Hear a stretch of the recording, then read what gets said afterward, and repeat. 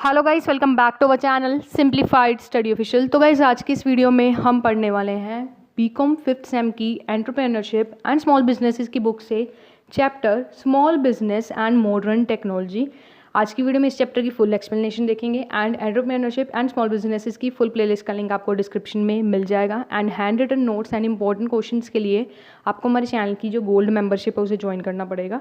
तो स्टार्ट करते हैं। सबसे पहले देखेंगे small businesses and modern technology. Basically इस चैप्टर में हम पढ़ने वाले हैं कि किस तरीके से जो छोटे बिजनेसेस हैं, स्मॉल बिजनेसेस हैं, वो किस तरीके से ग्रो कर सकते हैं with the help of modern technology. जो मॉडर्न टेक्नोलॉजी है, अगर हम सोशल मीडिया की बात करें, अगर सिंपल में अगर हम मान लो कोई भी एक प्रोडक्ट बेच रहे हैं, ठीक है, अगर हम उसे वो सारा प्रोडक्ट जो है उसे ऑनलाइन एक वेबसाइट बना लेते हैं, उससे क्या होगा, हम ज़्यादा से ज़्यादा लोगों तक रीच कर सकेंगे और उस पर्टिकुलर प्रोडक्ट को क्या कर सकेंगे, ईजिली सेल कर पाएंगे एज़ कम्पेयर टू अगर हम क्या करते हैं एक लोकल एरिया में शॉप खोल लेते हैं। ठीक है, तो बेसिकली इसमें हम यही देखेंगे कि किस तरीके से स्मॉल जो बिजनेसेस हैं वो मॉडर्न टेक्नोलॉजी का यूज़ करके ग्रो कर सकते हैं।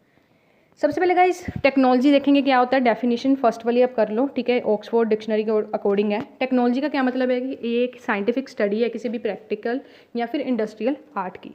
नेक्स्ट है factors affecting selection of technology. अब गाइस अगर आप कोई भी छोटा बिजनेस, स्मॉल बिजनेस, कोई भी बड़ा हो छोटा हो, कोई भी बिजनेस स्टार्ट कर रहे हो, उसके लिए आपको सबसे पहले टेक्नोलॉजी को सिलेक्ट करना पड़ता है। ठीक है, किस तरीके की टेक्नोलॉजी है अपने प्रोडक्ट को बनाने के लिए, ठीक है, सर्विस को देने के लिए कौन सी आप टेक्नोलॉजी यूज़ कर रहे हो। तो उस टेक्नोलॉजी को यूज़ करने के लिए कुछ ऐसे फैक्टर्स होते हैं जिसको आपको ध्यान में रखना होता है। वो देखते हैं कौन कौन से हैं। पहला है इन्वेस्टमेंट कैपेसिटी।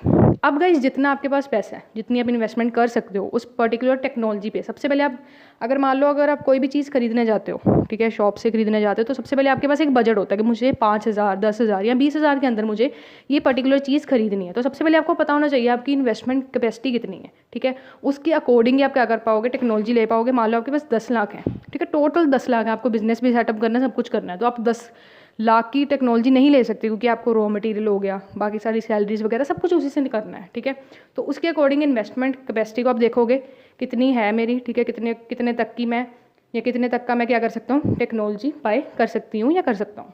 नेक्स्ट है वॉल्यूम ऑफ प्रोडक्शन।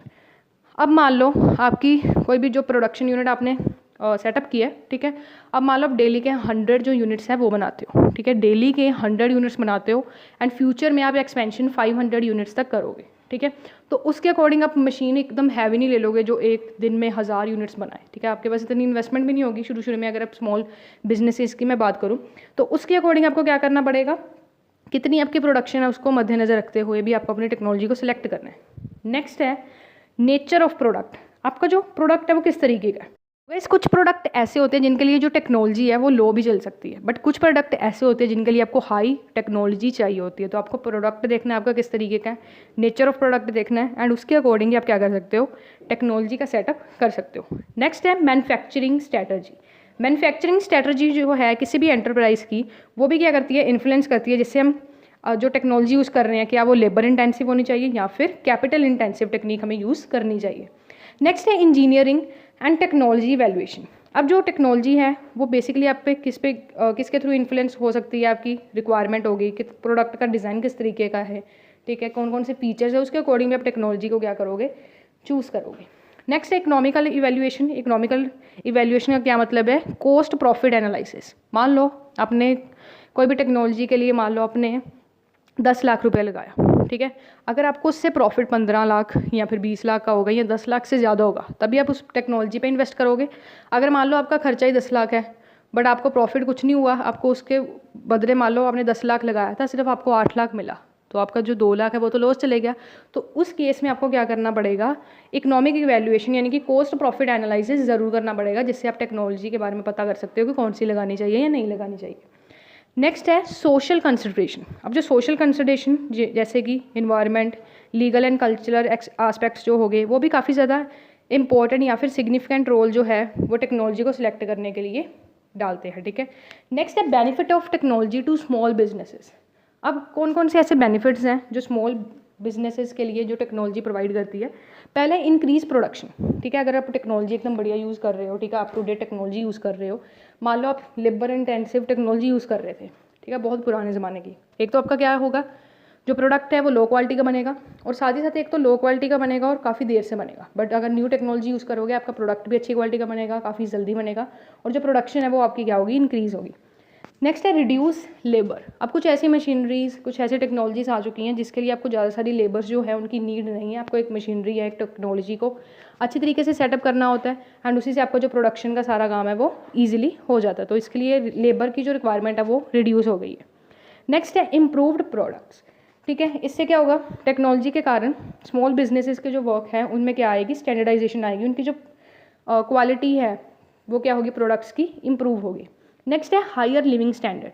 इससे क्या होगा, अगर टेक्नोलॉजी इंप्रूव होगी उससे क्या होगा, जो भी इकोनॉमी है उसकी क्या होगी, हाई लिविंग स्टैंडर्ड बढ़ जाएगा, मतलब लिविंग स्टैंडर्ड जो है वो क्या हो जाएगा, इंक्रीज हो जाएगा, हाई हो जाएगा। नेक्स्ट है इम्प्रूव्ड क्वालिटी। सेम वही बात होगी, अगर आप हाईली बहुत बढ़िया कह सकते हो टेक्नोलॉजी को यूज़ करोगे, उससे क्या होगा, आपके जो प्रोडक्ट है वो तो आपका इंप्रूव होगा ही होगा, और साथ ही साथ आपकी जो प्रोडक्शन है वो भी क्या होगी, इंक्रीज़ होगी। नेक्स्ट है स्पीड अप द वर्क।